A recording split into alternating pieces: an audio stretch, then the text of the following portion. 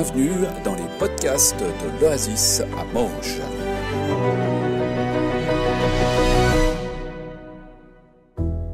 Voilà.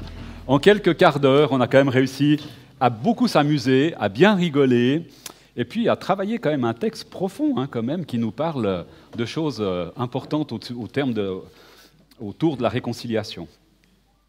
Alors, toujours dans la même attitude et la même dynamique, j'espère que je vais retrouver ce que j'avais pensé vous dire ce matin.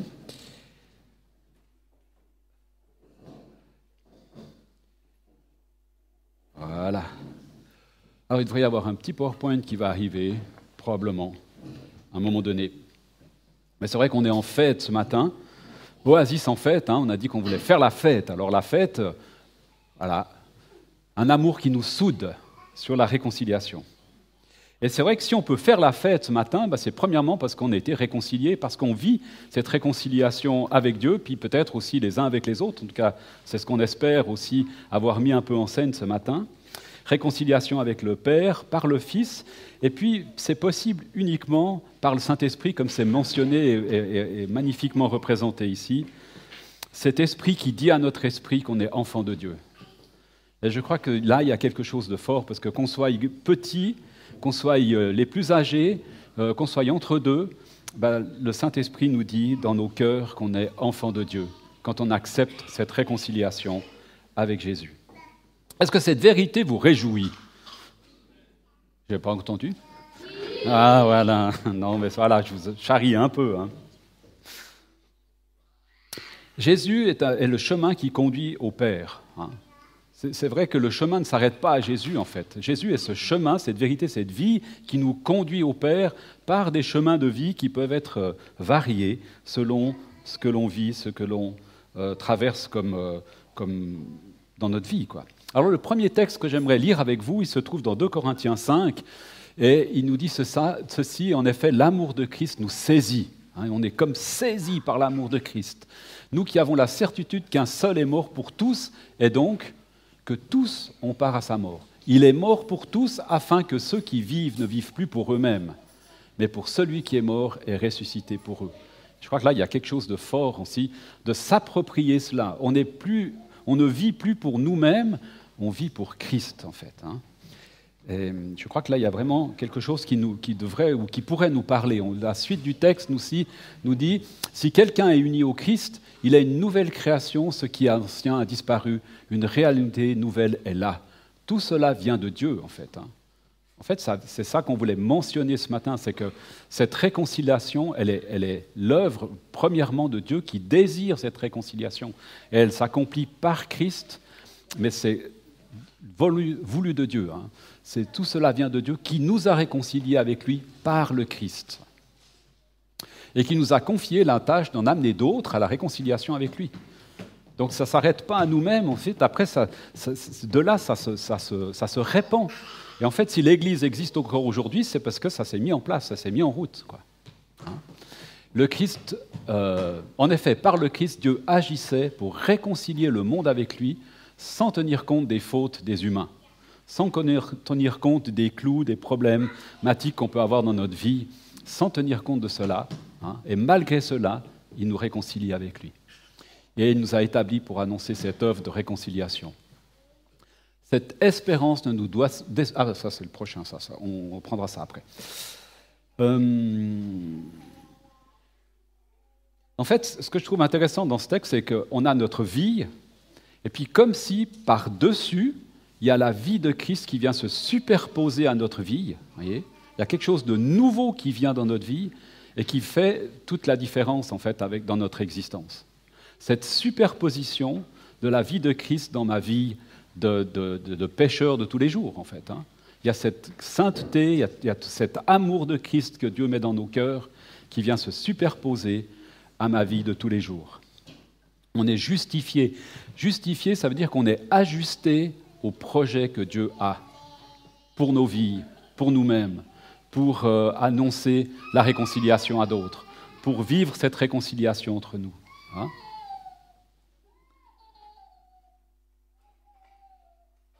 Le deuxième texte que je veux rapidement prendre avec vous aussi ce matin, qui se trouve dans Romains 5, 5 à 11, qui nous dit ceci: « Cette espérance ne nous déçoit pas, car Dieu a répandu son amour dans nos cœurs par l'Esprit Saint qu'il nous a donné.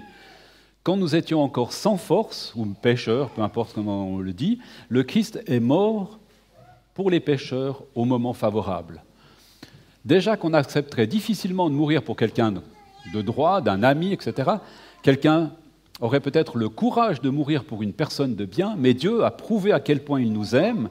Christ est mort pour nous alors qu'on était encore des pécheurs. Et par le don de sa vie, nous sommes maintenant reconnus justes, ajustés sur le plan de Dieu. À plus forte raison, serons-nous sauvés par lui de la colère de Dieu. Nous étions les ennemis de Dieu et il nous a réconciliés avec lui par la mort de son Fils. À plus forte raison, maintenant que nous sommes réconciliés avec lui, serons-nous sauvés par la vie de son Fils. Et il y a plus encore, nous mettons notre fierté en Dieu par notre Seigneur Jésus-Christ. Est-ce que je mets ma fierté en Dieu par notre Seigneur Jésus-Christ? Est-ce que je mets ma fierté en Dieu? Des fois, je suis très fier de cette équipe de 1360 où on s'amuse bien, puis on fait des super trucs et on découvre l'amour de Dieu ensemble. Des fois, je suis très fier de ma famille, des fois, je suis très fier de ce que j'ai réussi, un peu moins de ce que j'ai raté. Est-ce que je mets ma fierté en Dieu? Moi, ça m'a interpellé, ça. Je me suis dit, oula, Claude, il y a encore du boulot. Dans ce chapitre, c'est la première fois que Paul parle du Saint-Esprit aux Romains. Ce Saint-Esprit qui vient déverser son amour dans nos cœurs.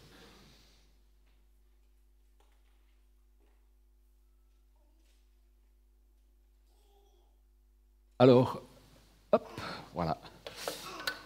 C'est vrai qu'on a besoin de réconciliation, alors avec Dieu d'abord, premièrement, mais aussi horizontalement, j'allais dire. Et d'ailleurs, c'est ce que nous a partagé Philippe la semaine passée au travers de la Sainte Seine. On a besoin de cette réconciliation les uns avec les autres.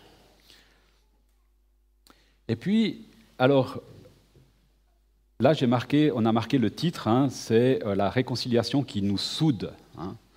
Au début, on avait parlé qui nous forge. La communauté est forgée par l'amour du Père. Alors, quand on pense à la forge, je ne sais pas si vous avez l'image d'une forge dans la tête. Les enfants, vous savez ce que c'est une forge? C'est quoi? Vas-y, dis.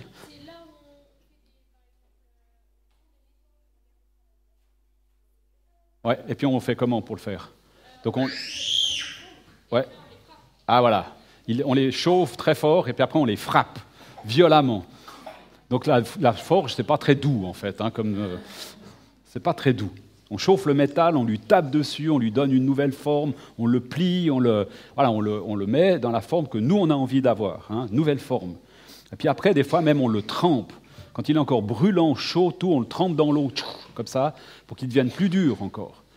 Mais quand il devient plus dur, il devient aussi plus cassant. Alors, des fois, on le trempe avec de l'huile, c'est moins, ça garde un peu plus de souplesse. Puis en fait, cette forge, c'est que le début.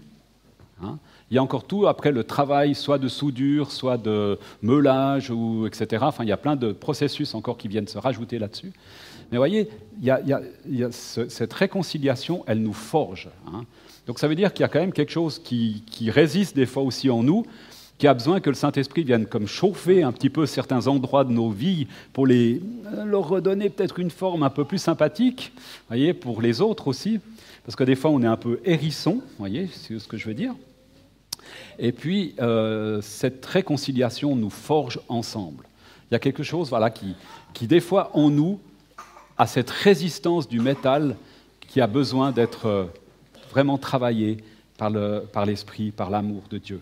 Donc la forge divine, c'est quand même nettement moins violent que la forge du forgeron, quand même, je vous rassure, un petit peu ou pas. Donc pour conclure, c'est Dieu qui pourvoit en fait à la réconciliation verticale par Jésus-Christ, par son amour en fait. Et puis, il met cet amour en nous par son Saint-Esprit. Et c'est ce qu'on a voulu aussi, ce qui a voulu être mentionné ici, c'est que l'amour, en fait, c'est le fondement, c'est ce qu'il y a derrière, c'est la trame de notre vie, en fait. En devenant ses enfants, parce que le Saint-Esprit vient nous dire que nous sommes enfants de Dieu. En devenant ses enfants, des fois petits, des fois plus grands, je ne sais plus ce que je voulais dire, voilà, on forme sa famille. On forme sa famille, on forme son peuple, une communauté. Et par la réconciliation les uns avec les autres, de manière horizontale, Dieu nous forge ensemble, nous soude ensemble, arrondit nos angles, nous adoucit, nous trempe aussi des fois, parce qu'on a besoin des fois de résister à certaines choses. Je crois qu'on ne va pas aller plus loin avec ce matin, parce que, voilà, on va se faire tremper, forger, tout, la pluie, ça arrive, donc c'est bon, on sera refroidi, non? On peut finir par la prière, si ça vous va. Ça va, les enfants? Je peux encore ça, ou bien? Alice, t'es d'accord? Ok, Alice est d'accord, donc je peux y aller. Seigneur, moi j'aimerais te louer et te bénir, parce que au-delà de la rigolade, au-delà de tout cela, il y a quelque chose de hyper fort dans ce qui est partagé ce matin, de cet acte que tu as accompli sur cette croix pour qu'on puisse être réconcilié avec toi qui est le Père céleste et qui veut cette réconciliation et qui a envoyé ton Fils bien-aimé pour pouvoir qu'on puisse vivre cette réconciliation avec toi.